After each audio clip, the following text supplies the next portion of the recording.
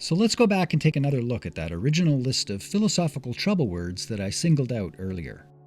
Exist, being, cause, reality, truth, knowledge, wisdom, belief, fact, information, explanation, right, wrong, good, bad, moral, justice, virtue, meaning, free, will. It seems like at least half of the words on this list are the very words that came up in that impossible self-referencing web of circularity that we got when we tried to look up the word truth in the dictionary. Half of the words on this list of philosophical trouble words all refer to each other, which means they must all be referring to the same one thing. That is the one thing that the dictionary has right.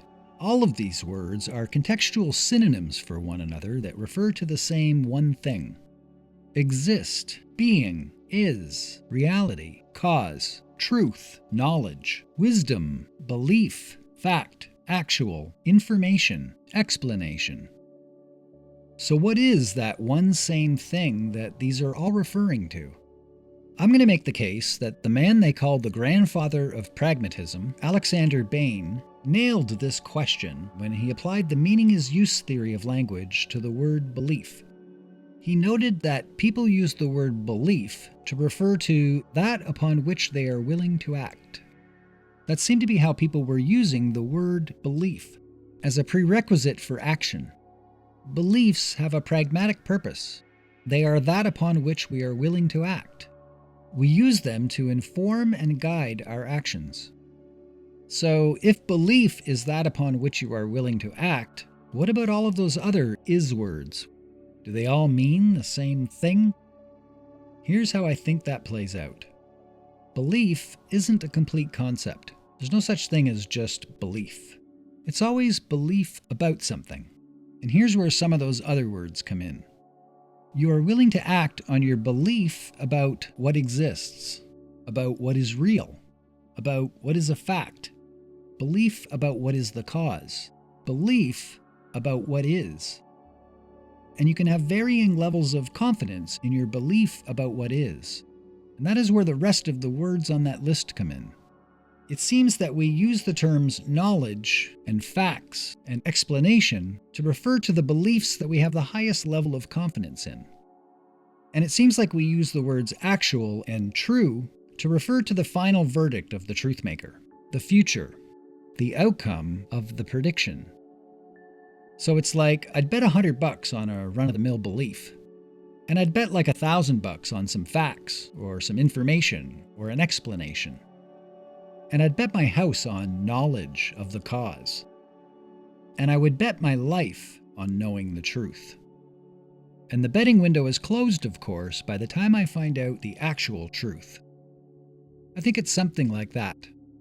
So we've replaced the old modernist truth maker, which was the external objective world that we have no evidence for, no access to, no coherent definition of, and is non-explanatory. Somehow this was once seen as a viable truth maker, the one we are afraid to lose, that is no loss at all, and we've replaced it with the future as the truth maker. So it is the future and not an external objective world that confirms the truth of our beliefs, our predictions.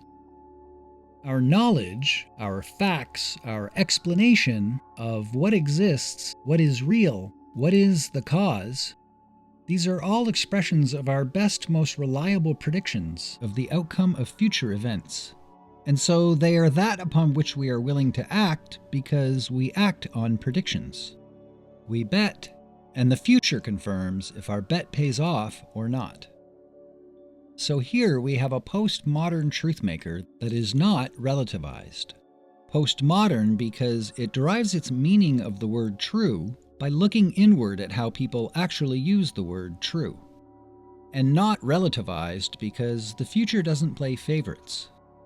Regardless of who you are or what your goals and desires are, we all desire and use truth for the same instrumental purpose, to predict the outcome of future events. The truth about gunpowder is, it burns really fast. That's the warranted prediction. This is true whether your desire is to make weapons of war, or to build a railway, or to make sparklers for children's birthday parties. E equals mc squared is true whether your goal is to power a hospital or to make atom bombs. So it seems like I've used OLP here to present a non-relativized, postmodern definition of truth: real, exist, being, fact, knowledge, actual, information, explanation, cause. The is words.